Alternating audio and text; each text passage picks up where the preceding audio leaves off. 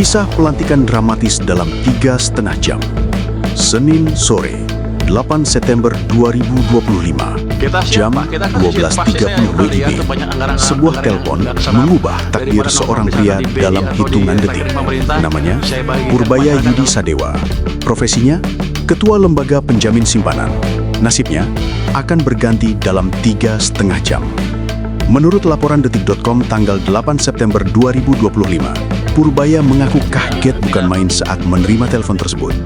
Ini kan kagetan juga, tadi saya dikasih tahu baru mungkin jam 12.30 WIB, ucapnya di Kompleks Istana Kepresidenan. Tapi ini bukan telepon biasa. Ini telepon yang akan mengubah seluruh hidupnya. Purbaya bahkan tidak percaya. Dikutip dari CNN Indonesia 9 September 2025, dia sempat berpikir sedang ditipu. Saya pikir saya ditipu. Saya cek nomornya telepon benar apa enggak. Ternyata betulan.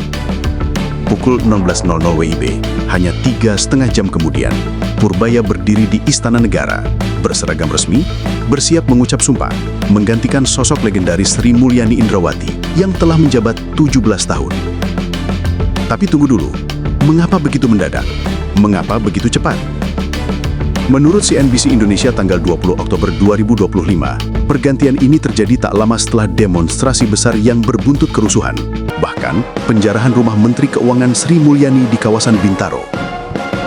Presiden Prabowo Subianto tidak punya pilihan. Dia butuh orang yang tepat, orang yang tangguh.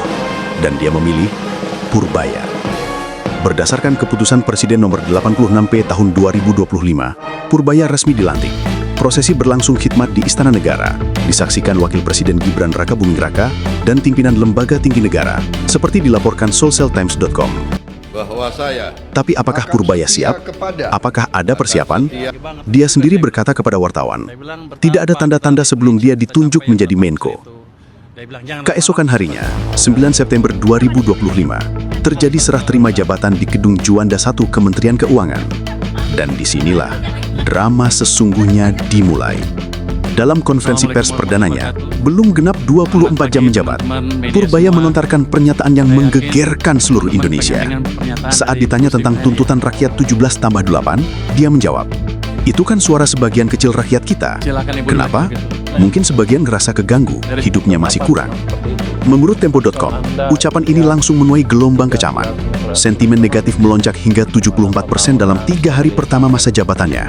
Bahkan, BEM UI mendesak pemecatan, seperti dilaporkan Berita1.com tanggal 9 September 2025. Keesokan harinya, dalam acara serah terima jabatan, Purbaya meminta maaf, tapi dengan nada yang unik. Seperti dikutip MPN Indonesia dan Humas Indonesia, dia berkata, ini kan saya masih pejabat baru di sini. Menterinya juga menteri kagetan. Kalau ngomong, kata Bu Sri Mulyani gayanya koboi. Waktu di LPS nggak ada yang monitor, jadi saya tenang. Ternyata di Kementerian Keuangan, beda. Salah ngomong, langsung dipelintir sana-sini. Sejak saat itu, julukan Menkeu Koboi melekat pada dirinya. Saya mohon maaf. Dari telepon kagetan pukul 12.30 WIB hingga pelantikan pukul 16.00 WIB, hanya 3,5 jam untuk mengubah takdir. Dari ketua LPS yang tenang, menjadi Menteri Keuangan yang disorot seluruh negeri. Ini adalah kisah Menkeu kagetan Purbaya Yudi Sadewa.